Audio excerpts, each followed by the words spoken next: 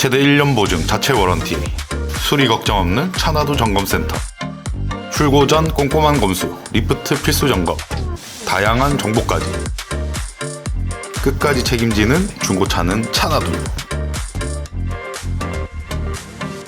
대표님, 차를 사는 데 있어서 걸러야 하는 차도 있다는데 어떤 차들을 걸러야 돼요? 꼭 걸러야 되는 차들이 있지. 이거는 브랜드에 한정적인 게 아니고 차 구매할 때 엄청 도움이 되는 팁인데 간과하시는 분들이 많아. 모르는 분들도 많고 그 얘기 오늘 한번 하면 좋겠네. 근데 날씨 진짜 좋다 오늘. 대표님 뒤에 지금 장난 아니에요. 란딴뚜. 촬영 중이야. 인사 한 번만 해줘. 안녕하세요. 따뜻입니다. 어쩐 일이야? 생신이셔가지고 선물을 이렇게 드리러 왔다가 생일이라고 선물을 주러 왔네. 근데 나 술도 안 먹는데 왜 술을 주고 아무튼 감사합니다. 얼마 전에 생일이었거든요. 자, 일단은 오늘 걸러야 되는 차 아까 얘기 중이었는데 이거 정말 유념해서 들으시면 좋습니다. 3개 정도 꼽을 수 있는데 첫 번째로 유념하셔야 되는 거는 렌트카로 이용했던 차입니다. 근데 렌트카가 요즘에 장기 렌트카라고 해서 뭐 신차 장기 렌트카 뭐 어디 렌트카에서 많이 들어보셨을 거예요. 실제로 리스만큼 요즘에 대중화돼 있는 게 렌트거든요. 렌트가 간단하게 생각하면 돼요. 다른 회사 명의의 소유로 뽑지만 내가 빌려 타는 거, 장기적으로. 그렇게 해서 장기 렌트카라고 생각하시는 게 있는데 장기 렌트카는 크게 상관이 없습니다. 왜 상관이 없냐면 실제로 내가 그냥 차를 사는데 렌트카처럼 사는 거예요. 그러니까 리스 사는 개념이라고 약간 생각하시면 됩니다. 그렇기 때문에 남들이 막 타는 건 아니잖아요. 그러니까 신경 안 쓰셔도 되는데 민정 씨 친구들이랑 여행 갈 때 렌트카 빌려봤지? 그럼요. 뭐 하루 이틀 빌리고 해봤잖아. 대부분 한두 번쯤 내가 차가 없을 때 친구들이랑 여행 갈 때 렌트카를 빌려보신 경험은 한두 번 있으실 거예요. 근데 그 빌려 타는 게 일반 영업용 렌트카잖아. 그러니까 잠깐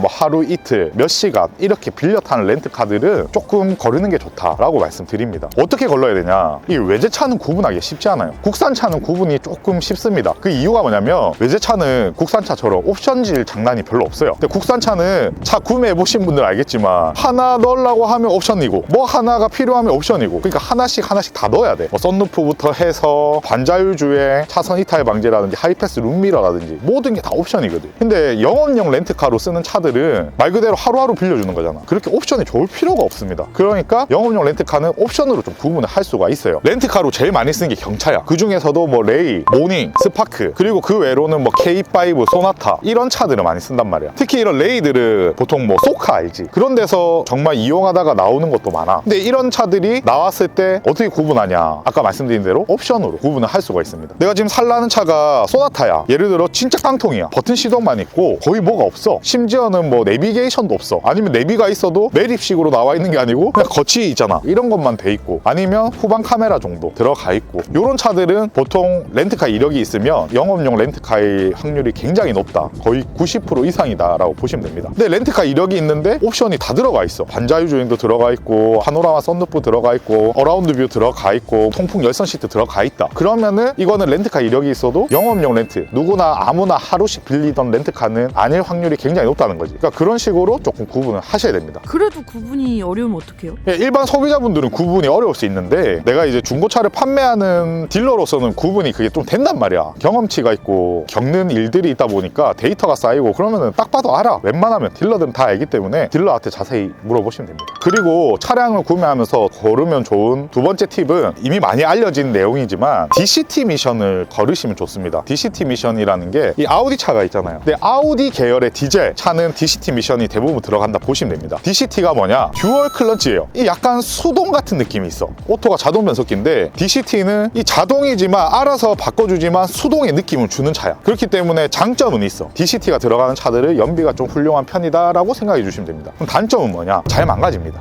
고장이 잘 나요. 유리 미션이라고 하는데 특히 이제 아우디 계열 차들도 그렇고 아니면 프랑스 쪽 차들이 있거든. 푸조나 뭐 시트로에 이런 차들이 대부분 DCT가 들어가고 국산차 중에서는 1.7 디젤 이런 차들이 있어요. 뭐 예를 들어 뭐 스포티지 1.7 차량, 투싼 1.7 차량 디젤들이 들어가는 차들이 있는데 이런 차들은 대부분 DCT 미션이 들어갑니다. DCT 미션은 좀 걸르면 좋습니다. 안 좋은 거예요. 그러니까 선택지가 1.7이 있고 2.0이 있으면 2.0을 사시면 돼요. 그러면은 간단히 해결되는 문제다. 아우디가 실제로 내가 많이 까잖아. 그리고 아우디가 고장이 많이 난다. 근데 DCT 미션이 들어가기 때문인 것도 있어. 같은 동급이라도 BMW나 벤츠는 DCT가 아니거든. 그러니까 유독 이제 DCT가 내구성이 좀 약하고 그래서 아우디 계열에 많이 들어가기 때문에 차가 고장률이 높은 게 아닌가. 지금 생각해보니까 그렇네. 그러니까 이것도 좀 유념하셔야 돼요. 그리고 또 하나는 이미 뭐 많이 알려져 있고 요즘에는 이제 중고차도 되게 연식이 오래됐기 때문에 괜찮지만 세타 엔진 들어간 차들 좀 거르시면 좋습니다. YF, K5 1세대 이런 차들이 세타 엔진이 많이 들어갔어요. 아반떼도 세타 엔진 들어갔던 차들이 있고 근데 세타 엔진 들어갔던 차들이 엔진이 문제가 많이 생깁니다. 이건 거의 케이스 바이 케이스라기보다는 타다가 결국은 한번 손봐야 돼요.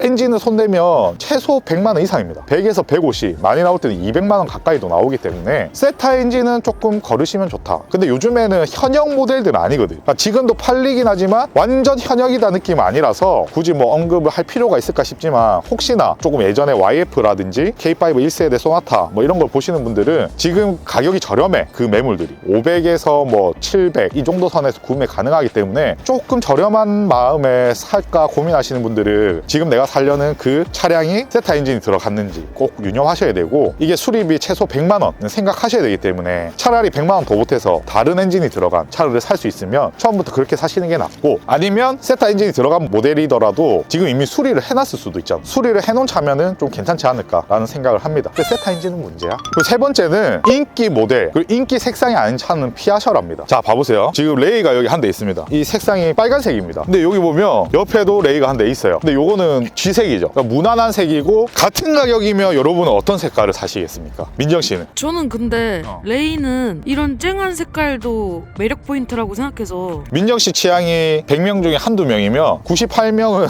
G색이란 말이야. 실제로 그래. 저기도 레이 보면 하늘색 레이 보여? 저 색은 어때? 저거 이쁜데요? 할 말이 없습니다. 네. 이 개인 취향이긴 한데 이왕이면 대중적인 색깔을 선택해라 라고 말씀드립니다. 같은 가격이면 보통은 이 색깔을 선호를 많이 하세요. 선택을 많이 하실 수밖에 없고 그러면은 얘도 500, 얘도 500이면 얘가 잘 팔린다는 거예요. 그러면 얘는 500에 팔 수 있을까요? 팔기 힘들어요. 그러니까 딜러로서 팔기 힘든 게 아니고 이거 실제로 타고 다니신 분들이 팔려고 해도 애를 많이 먹습니다. 실제로 좀 많이 쳐드릴 수도 없고 그러니까 좀 이왕이면 남들이 많이 타는 차, 많이 타는 색을 선택을 하셔야 돼요. 중고로 구매하시든 신차로 구매하시든 그게 정말 중요하고 방금 민정 씨 지나가면서 이 차 귀엽다고 했는데 이 차 귀여워? 네. 이게 피아트라는 차량입니다. 실제로 여자분들이 많이 좋아하세요. 그리고 감성적인 카페 같은 데 가면 이런 차 그냥 안 쓰는데 대져 있는 차도 많아요. 제가 실제로 어디 강남에 카페 한번 갔었는데 이 차 대져 있었거든요. 이쁘게 꾸며가지고 인테리어용으로 했는데 이 차 이뻐 보이잖아. 진짜 팔기 힘든 차야. 이게 경차면은 아까 레이나 뭐 모닝 이런 걸 비교가 될 거 아니야. 아 이거 외제차니까 감성은 있어 보여. 이쁘기도 하고 근데 수리비 엄청 많이 나오고 고장나면 그리고 불편한 점이 많아요. 문이 몇 개야? 트렁크까지 3도어란 말이야. 감성으로 타는 차인데 팔기가 힘들어. 같은 가격대 비슷한 가격대 이것도 차 얼마 안 하거든. 근데 비슷한 가격대 모닝이나 레이 사는 게 낫지. 감성은 좀 떨어져도. 이 차를 카페에만 세워놓는 이유가 있었네요. 그렇지. 참 이게 어려운 건데 항상 이 차뿐만 아니고 우리가 실제로 중형차를 산다. 근데 국산차로는 뭐 소나타, 그랜저, K5, K7이 있을 거고 외제차로는 뭐 벤츠 E클래스, 뭐 5시리즈, 3시리즈, C클래스 뭐 대중적인 차들 있잖아. 그 외에 아니면 아우디라든지. 아우디는 대중적인 차는 맞잖아. 브랜드 자체가 그래도 많이 팔리기도 하고 그 브랜드를 제외하고는 뭐가 있을까? 생각해보면 제기어, 볼보 막상 생각하려니까 생각이 잘 안 나요. 치매가 올라나?